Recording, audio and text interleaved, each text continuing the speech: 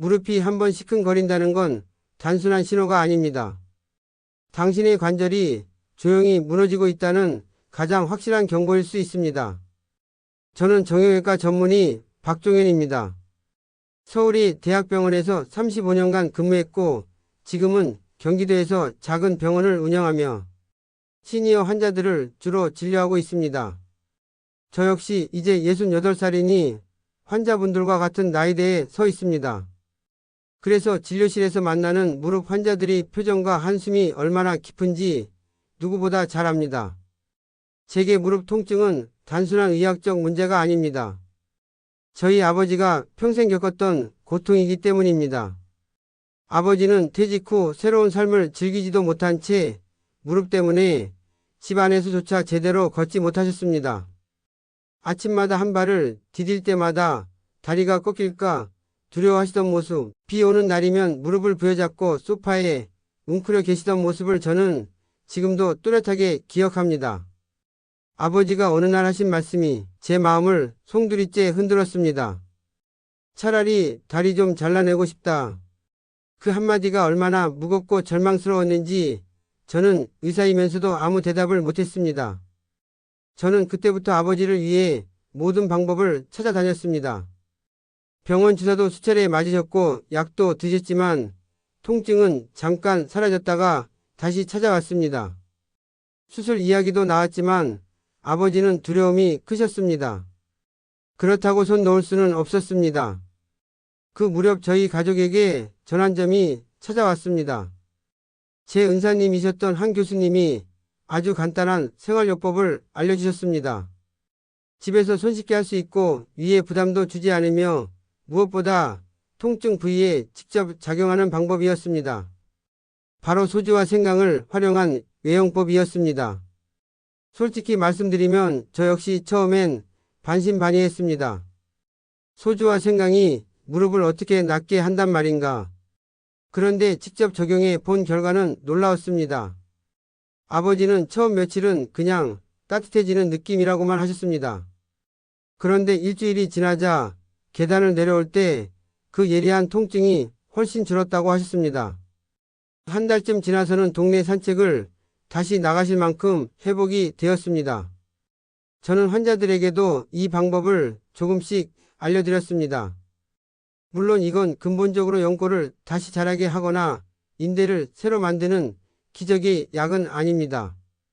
하지만 통증을 덜어주고 밤에 편히 잘 수 있게 하며 일상으로 돌아갈 힘을 주는 방법임은 확실히 확인했습니다. 수많은 환자분들이 저에게 고맙다고 하셨습니다. 그들이 얼굴에서 편안한 미소를 되찾을 때 저는 의사로서 가장 큰 보람을 느꼈습니다. 이제 저는 자신 있게 말씀드릴 수 있습니다. 무릎 건강은 거창한 수술이나 값비싼 주사에서만 지켜지는 게 아닙니다. 생활 속 작은 습관, 아주 단순한 관리에서 시작됩니다. 그 방법을 오늘 여러분과 나누고자 합니다. 혹시 지금 이 영상을 보고 계신 분들 중에 무릎 때문에 좋아하는 일들을 포기하고 계신 분은 없으십니까? 손주들과 놀고 싶지만 무릎이 시큰거려 앉아서만 바라보는 분, 계단이 무서워서 외출을 꺼리는 분, 밤마다 무릎 통증에 뒤척이며 새벽을 맞이하는 분, 제가 오늘 전해드릴 이야기가 여러분께 작은 희망이 될 수 있을 겁니다. 이제부터 저는 왜 무릎 통증이 생기는지, 어떤 원인들이 우리의 관절을 조금씩 갉아먹는지부터 차근차근 말씀드리겠습니다. 그 원인을 알아야만 소주와 생강 같은 생활요법이 왜 효과가 있는지도 제대로 이해할 수 있기 때문입니다. 무릎 통증이 진짜 원인을 아는 순간부터 관리가 시작됩니다. 많은 분들이 단순히 나이가 들어서 아픈 거라고만 생각하시지만 사실은 그렇지 않습니다. 제가 수십 년간 환자들을 진료하며 확인한 결과 무릎이 아픈 이유는 몇 가지가 겹쳐 나타나는 경우가 대부분입니다. 첫째는 연골의 마모입니다. 무릎 관절 안에는 뼈와 뼈가 직접 부딪히지 않도록 완충 역할을 해주는 연골이 있습니다. 마치 자동차 타이어의 고무층처럼 충격을 흡수해주는 장치입니다.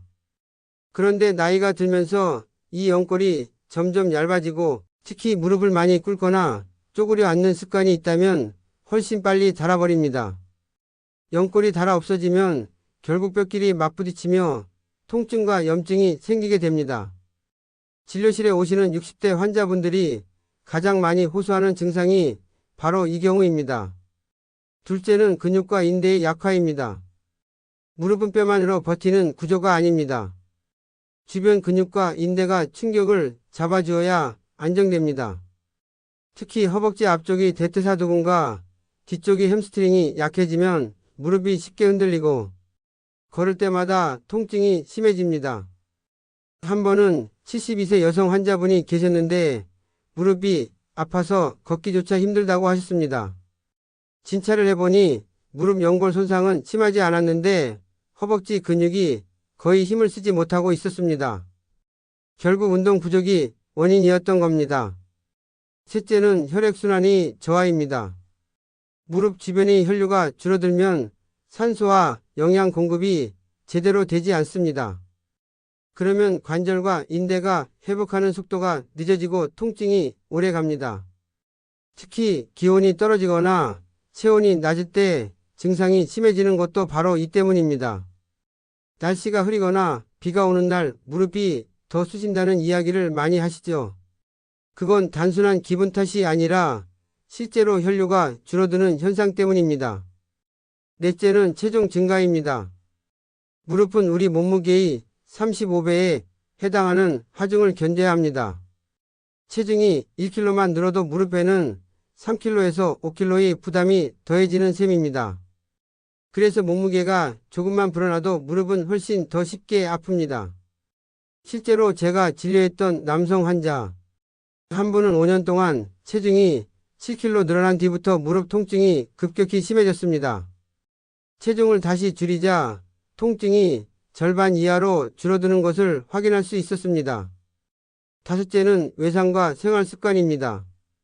젊을 때 무릎을 다친 경험이 있거나 등산이나 무거운 물건 들기처럼 무릎을 반복적으로 혹사시키는 행동을 자주 하면 관절에 미세한 손상이 누적됩니다. 그때는 괜찮아 보여도 시간이 지나면서 손상이 겹겹이 쌓여 통증으로 나타나는 겁니다. 이 5가지 원인이 단독으로 나타나기도 하지만 사실 대부분은 복합적으로 작용합니다. 연골이 조금 다른 상태에서 근육이 약해지고 체중까지 늘어나면 무릎은 그야말로 버티기 힘든 상황이 되는 거죠. 여러분, 여기서 꼭 말씀드리고 싶은 게 있습니다. 많은 분들이 무릎이 아프면 그냥 나이 탓이라고 넘겨버리는데 그건 절대로 옳지 않습니다. 실제로 제가 진료한 환자들 중에는 나이는 많아도 관리가 잘 되어 무릎이 튼튼한 분들이 계셨고 반대로 아직 50대인데도 생활습관 때문에 심각한 통증을 호소하는 분들도 있었습니다. 결국 중요한 건 나이가 아니라 관리 여부라는 겁니다.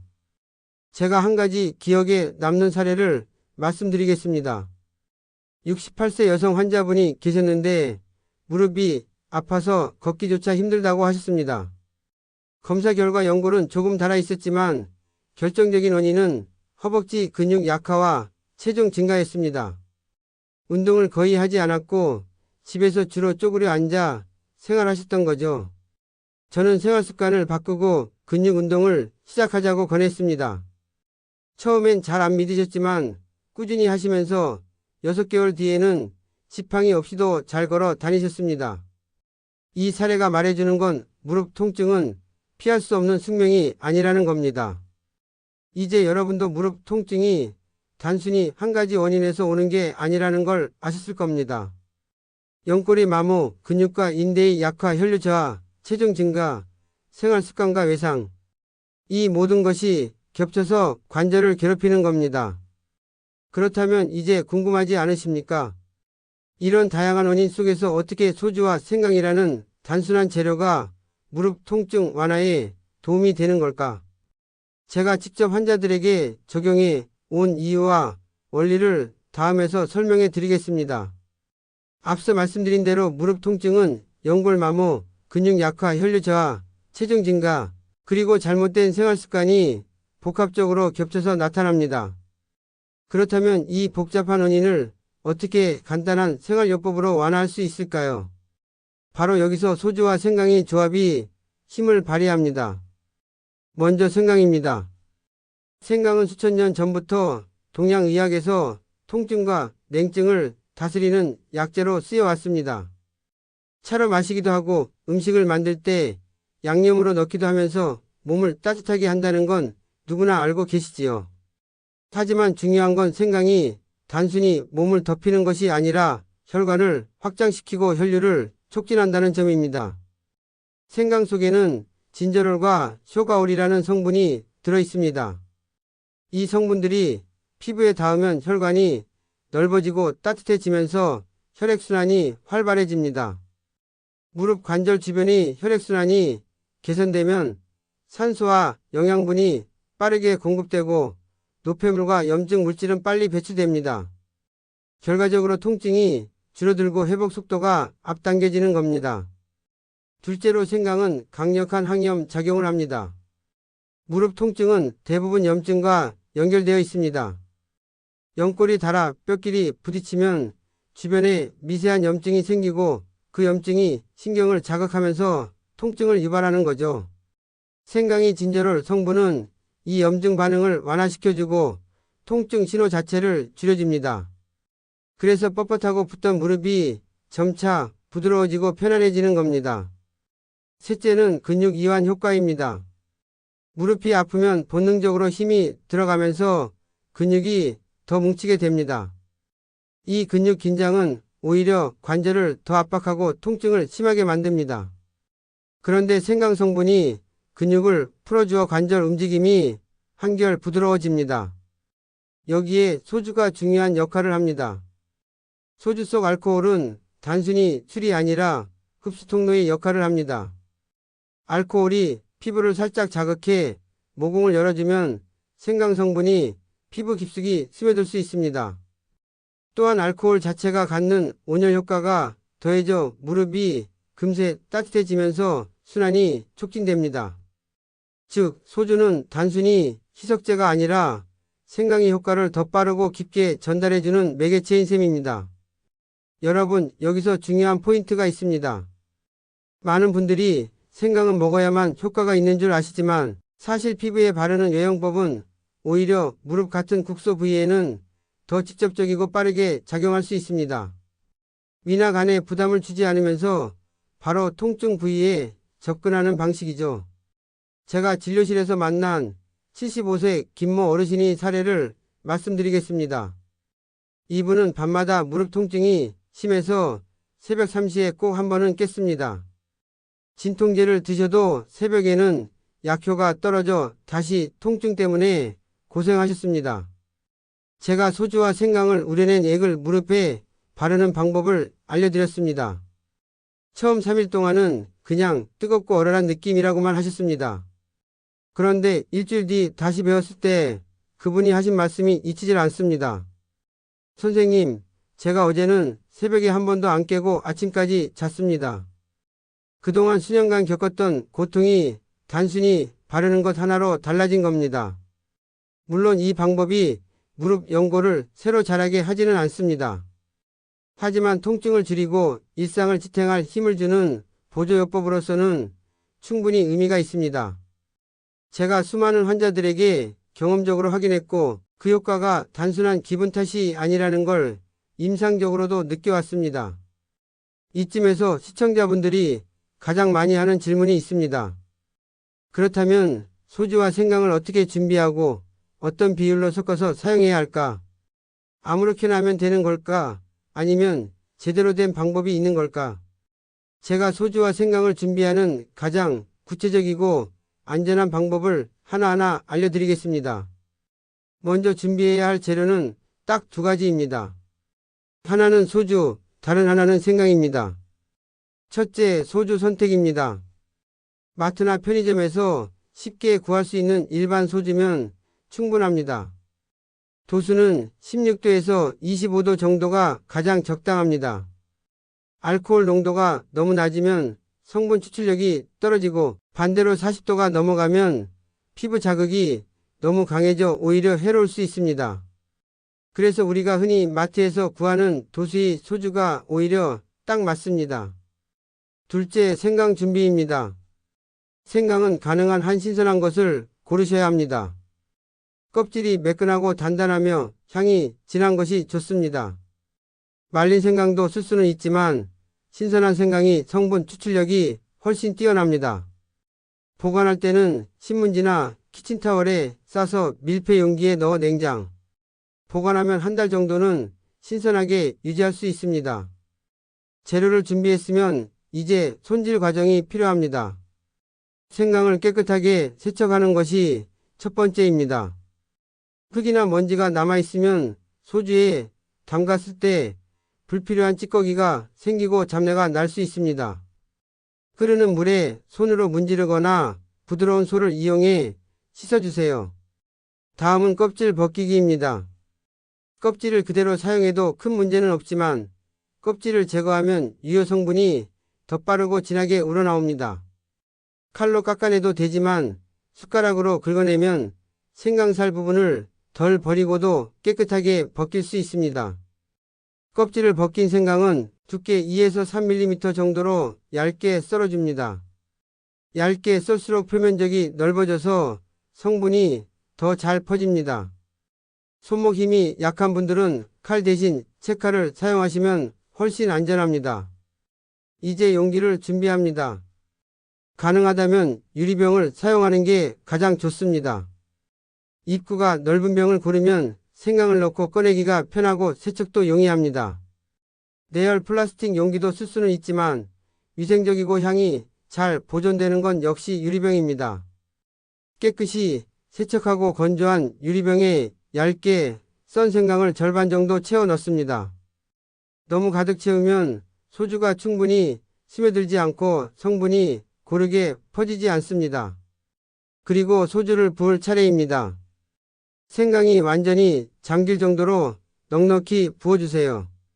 만약 생강이 위로 떠오른다면 공기와 닿는 부분이 변색될 수 있으니 반드시 잠기도록 하는 게 중요합니다. 뚜껑을 단단히 닫고 햇빛이 닿지 않는 서늘한 곳에 두어야 합니다. 햇볕에 오래 노출되면 알코올이 증발하고 생강 성분이 변질될 수 있기 때문입니다. 하루에 한 번 정도 병을 가볍게 흔들어주면 성분이 더 고르게 퍼집니다. 최소 3일 이상은 우려내야 하고 가능하다면 일주일 이상 숙성시키는 게 좋습니다.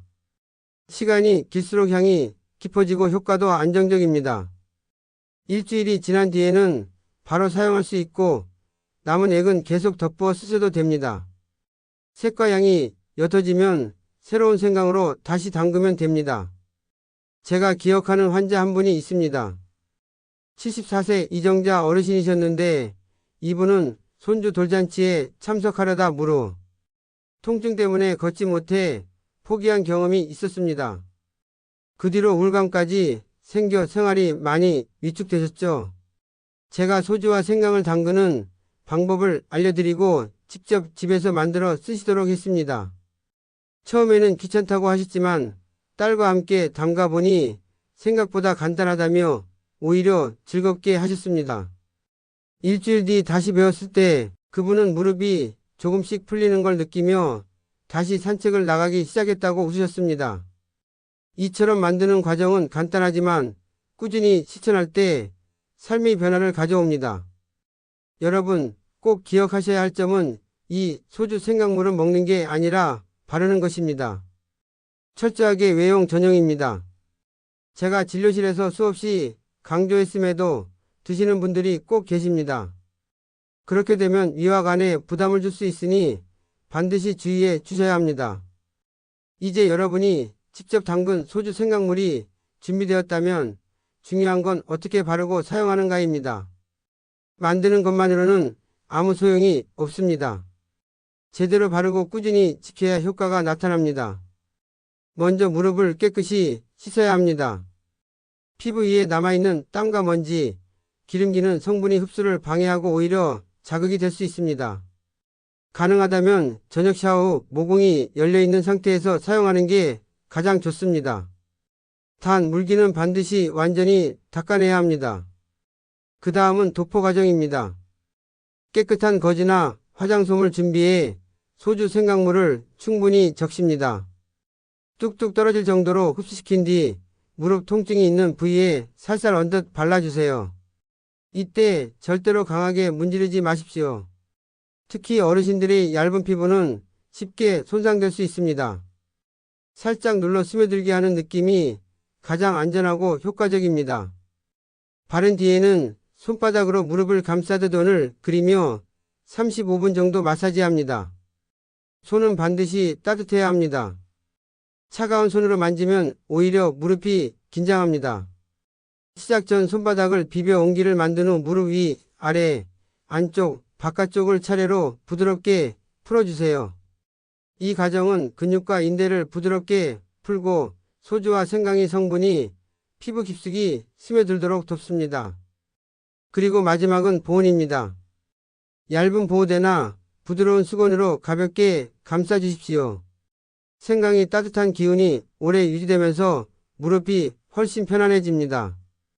단, 혈액순환이 막히지 않도록 너무 조이지 않는 게 중요합니다. 그렇다면 하루 몇 번이 적당할까요? 제 경험으로는 아침과 저녁 하루 2번이면 충분합니다. 아침에는 하루 활동을 준비하는 의미로, 저녁에는 하루 동안 쌓인 피로를 풀어주는 의미로 바르는 겁니다. 한 번 사용할 때 10분이면 됩니다. 효과를 보려면 최소 2주 이상은 꾸준히 해야 합니다. 많은 환자들이 일주일 안에 무릎이 한결 가벼워졌다고 말씀하시지만 안정적으로 자리 잡으려면 시간을 두고 지켜보는 게 필요합니다.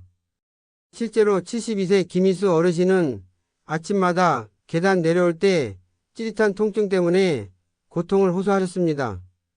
제가 하루 2번 이 방법을 알려드렸더니 일주일 뒤 첫 발을 내디딜 때의 날카로운 통증이 크게 줄었다며 환하게 웃으셨습니다. 한 달 뒤에는 다시 산책을 즐길 만큼 회복하셨습니다. 하지만 여러분, 여기서 반드시 기억해야 할 게 있습니다. 좋은 방법도 잘못 쓰면 오히려 해가 될 수 있다는 점입니다. 첫째, 무릎 피부에 상처나 습진이 있으면 절대 바르지 마세요. 알코올이 상처 속으로 스며들면 심한 자극과 통증이 생기고 회복이 늦어집니다. 둘째, 알레르기 반응을 반드시 확인해야 합니다. 손목 안쪽에 소량을 발라보고 30분 뒤 붉어지거나 가렵다면 사용을 중단하는 게 안전합니다. 셋째, 무릎이 붓고 뜨겁게 달아오른 상태에서는 사용하지 마십시오. 이건 급성 염증이 신호일 수 있고 소주와 생강의 열감이 오히려 염증을 악화시킬 수 있습니다. 넷째, 하루 사용 횟수를 욕심내서 늘리지 마세요. 하루 5번, 6번씩 바르다간 피부가 건조해지고 갈라질 수 있습니다. 실제로 73세 박광수 어르신이 그렇게 했다가 피부가 갈라져 고생하셨습니다. 좋은 것도 적당히 꾸준히 해야 진짜 효과가 납니다. 다섯째, 당뇨가 심하거나 피부 감각이 둔한 분은 반드시 의사와 상의해야 합니다. 자극을 잘 못 느껴서 피부가 손상될 수 있기 때문입니다. 여러분, 이제 소주 생강물의 효과를 오래 지키려면 생활습관도 함께 바뀌어야 합니다. 첫째, 하체 근육을 강화해야 합니다. 허벅지 앞쪽 대퇴사두근과 뒤쪽 햄스트링이 무릎을 지탱하는 기둥입니다. 의자에 앉아 무릎을 곧게 뻗고 10초간 유지하는 간단한 운동부터 시작해 보세요. 둘째, 체중을 관리해야 합니다. 몸무게 1kg만 줄여도 무릎 부담은 35kg나 줄어듭니다. 식사량을 조금 줄이고 튀긴 음식, 단 음식을 피하는 것만으로도 충분히 효과를 볼 수 있습니다. 셋째, 무릎을 혹사하는 자세를 피하십시오. 쪼그려 앉기, 무릎 꿇기, 갑자기 뛰기 같은 습관은 무릎에 치명적입니다. 가능하다면 의자 생활을 하시고 계단은 손잡이를 잡고 천천히 오르내리세요. 넷째, 적당히 걷는 습관을 들이세요. 무릎이 아프다고 너무 가만히 있으면 근육이 약해지고 관절은 더 굳습니다. 아침이나 저녁에 30분 정도 천천히 걷는 것만으로도 무릎은 훨씬 좋아집니다. 다섯째, 무릎을 따뜻하게 유지하는 게 기본입니다. 겨울철에는 무릎 보호대를, 여름에도 에어컨 바람이 무릎에 직접 닿지 않게 주의해 주세요. 따뜻함이 곧 무릎 건강의 보약입니다. 이 모든 과정을 제가 수많은 환자와 제 아버지를 보며 확인한 결론은 하나입니다.